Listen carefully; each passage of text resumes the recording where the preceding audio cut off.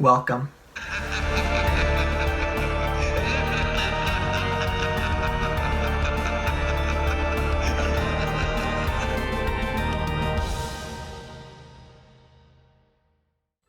Hey everyone, so before I start the reviews for this episode, which are going to be The Green Knight, which came out in 2021, and The Suicide Squad, which also came out in 2021, I just wanted to kind of explain why there hasn't been any videos on the channel recently. So if you don't want to hear that and you just want to skip to The Green Knight, here is your timestamp right now.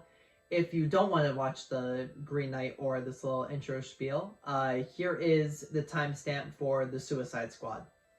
So there are your little timestamps, but I've been on vacation, Tina's been on vacation, and I didn't want to bombard her with videos to have to edit and upload while she was on vacation. When I was on vacation, there were so many things that I had to do, and I was out with friends. I didn't want to sit down and record videos, although I will say I watched a lot of movies over vacation. So to make up for it, I'm going to be doing, for the next few reviews, a lot of reviews in one episode, and what I'm doing right now is movies that are still in theaters, hence The Green Knight, hence The Suicide Squad. But after that, I'm going to be doing the worst movies that I watched during vacation, the mid-tier movies that I watched during vacation, and the best ones that I watched during vacation. And on top of that, I'm going to be doing a vlog at a horror convention that I'm going to be attending. So be on the lookout for all of those things, but let's just get straight into the reviews for this episode.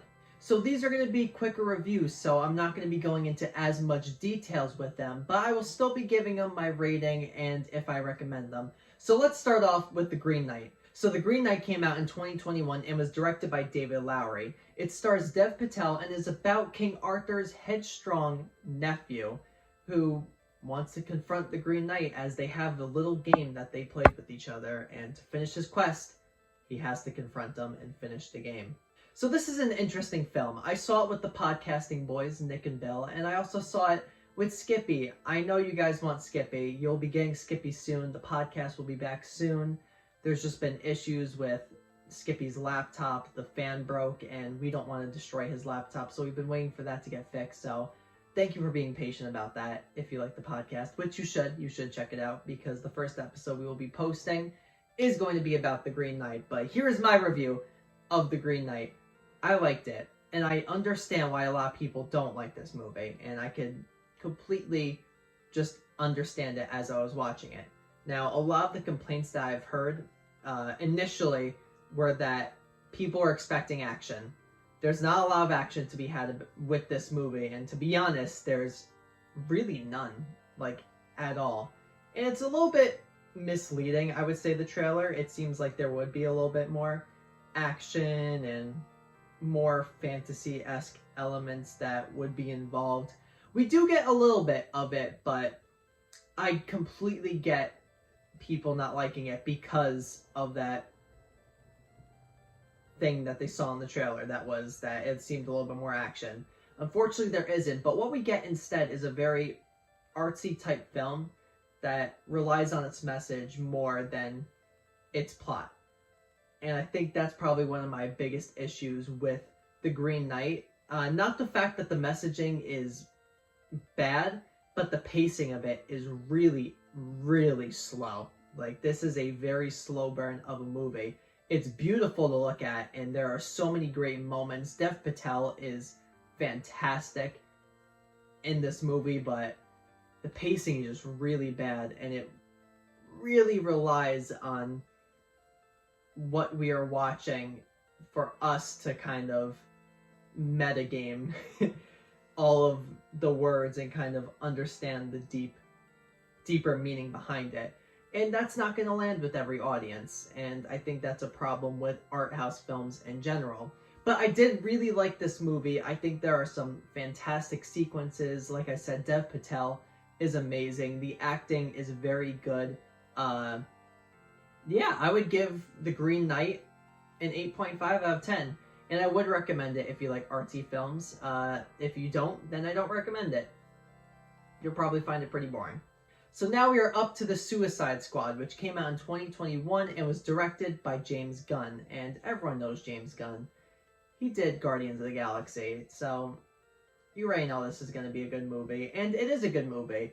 I will say that it is not my favorite DC movie that I have watched. I really like the first Wonder Woman movie that came out. I think that would be my favorite DC movie of the DC universe. That isn't counting the Christian Bale Batman movies. Those, of course, are fantastic and are above everything that recent DC has been coming out with. But in terms of this DC universe that they are creating, Wonder Woman has been my favorite. And then after that, it either go to Shazam or this. This is a very, very good movie. I think an issue with it, though, is kind of similar to The Green Knight, the pacing of it. And the plot just jumps around so much. And it really felt like I was watching Birds of Prey and the Emancipation of One Harley Quinn, because that plot bounces around so much. Like, we'll be watching something and then we'd hear a voiceover from Harley Quinn going, oh, but to fully understand what's happening, we're going to have to go back 3 days. And then we get a whole 20-minute sequence of what happened 3 days ago to go back to the present for her to be like, oh, let me tell you who this is. And then a whole 3 minutes explaining who this person is. It was just a lot of jumping back in that movie, and we kind of get the same in the Suicide Squad. Not as much of that storytelling, a lot of jumping around to different characters, and then, oh, we should kind of tell you how this all got started, to then jump back a few days ago, to then jump back to the present, and then, oh, let's jump to this person. There was just so much jumping around, and it just felt so hectic and chaotic. And I know that's what the movie is going for, because it's a very hectic and chaotic atmosphere that's created.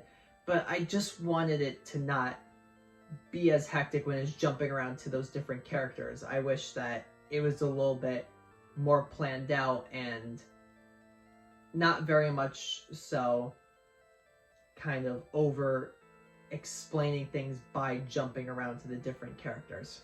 But overall, I would give the Suicide Squad an 8 out of 10, and I would recommend it. It is pretty good. It's a good DC movie. Like I said, it's not my favorite one, but it is definitely up there with some of the better ones. So thank you everyone for watching this review, and be on the lookout for more reviews in the future. I am very happy to be back recording and being able to make content for you guys. I've been seeing a lot of support over the past few days on the channel with different comments on videos, and a comment on Bird Boy, which was pretty unexpected. I mean, I absolutely loved Bird Boy, and if you haven't checked out that review, check it out. I think it's pretty good. But it was surprising that I'm getting comments now on older videos, and I love it so much. So please, everyone, if you have a comment, if you have something to say, let me know. I always love to hear your feedback. Be on the lookout for the bad movies that I watched on vacation, which will be the next review. But let's flash forward to the next review.